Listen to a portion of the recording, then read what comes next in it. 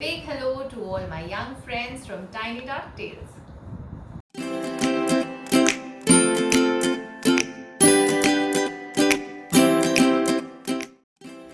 We all love the story of Red Riding Hood. And we also adore Mickey Mouse and the gang. What if we mix these two together? Let's you and I read this Red Riding Hood with a mini twist. Are you ready? Let's go! Once upon a time, there was a kind-hearted girl who was loved by all who knew her. Her grandmother had made her a cape of red wool as a gift. The girl wore it so often that her family and friends began to call her Little Red Riding Minnie. One day, Little Red Riding Minnie learned that her grandmother was sick with a bad cold.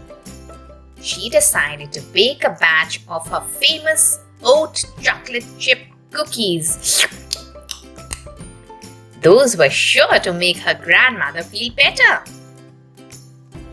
After the cookies had cooled, Little Red Riding Minnie put them in a tin.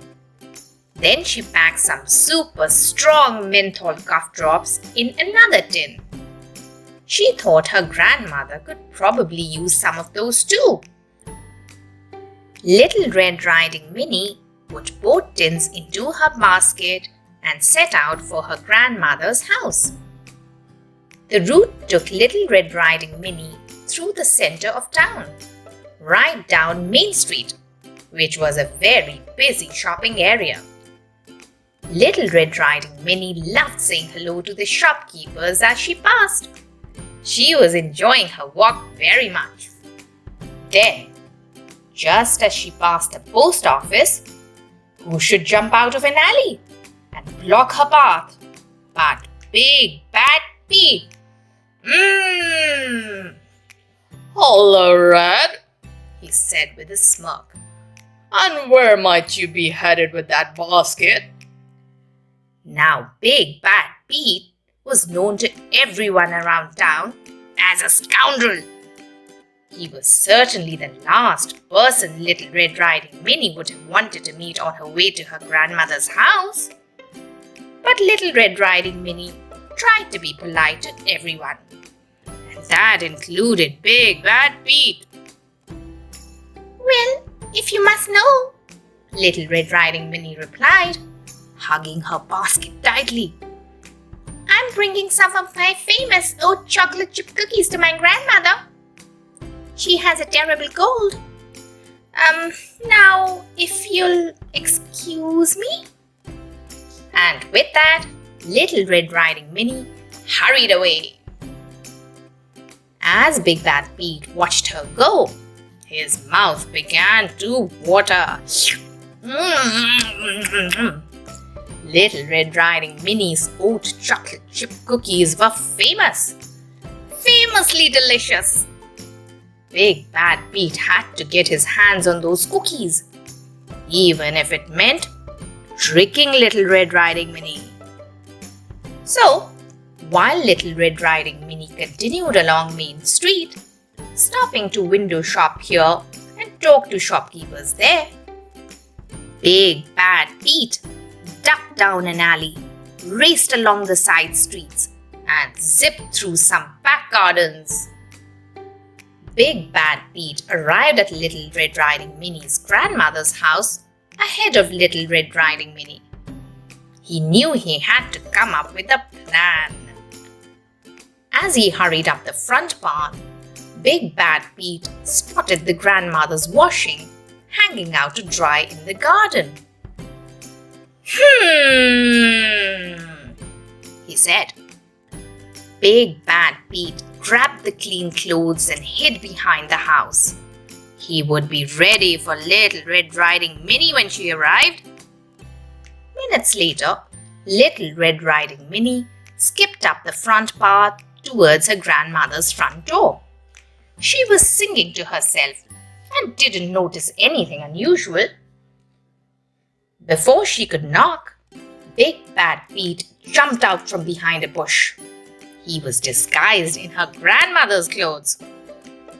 Oh, hello, Little Red Riding Minnie. Big Bad Pete squeaked, trying to sound like her grandmother. Have you come to pay your grandmother a visit? Why, yes, Little Red Riding Minnie stammered. Grandmother's scold must be very bad indeed, she thought. She looks awful, and I have never heard her sound so squeaky. Little Red Riding Minnie looked more closely at her grandmother and started to notice some peculiar things. Something was definitely not right. Grandmother, Little Red Riding Minnie said, what big ears you have! All the better to hear you with, my dear, Big Bad Pete replied in his best grandmother voice. And what big eyes you have! Little Red Riding Minnie exclaimed. Big Bad Pete crept closer to her. All the better to see you with, my dear, he squeaked. And what big teeth you have! Little Red Riding Minnie continued. Big Bad Pete moved even closer. Now he was right over her. All the better to eat your famous oat chocolate chip cookies with, my dear, he shouted. And with that, Big Bad Pete snatched a tin out of Little Red Riding Minnie's basket, threw off his disguise, and began to laugh wickedly. Ha ha ha ha ha ha! I tricked you! Now your cookies are all mine! As Little Red Riding Minnie looked on, Big Bad Pete pulled off the lid of the tin, threw his head back, and emptied the entire contents into his mouth. Too bad for Big Bad Pete. It was the wrong tin. It took only a few seconds before the super strong menthol cough drops began to work their magic. Big Bad Pete's face turned bright pink and his eyes got large. He ran down the front path and away from Little Red Riding Minnie. He needed to find a drink of water. Just then, Little Red Riding Minnie's real grandmother opened the door. Oh, hello, dear, she said as she tapped at her nose with a handkerchief. Is everything all right? Oh, yes, grandmother, Little Red Riding Minnie replied. Everything's just fine.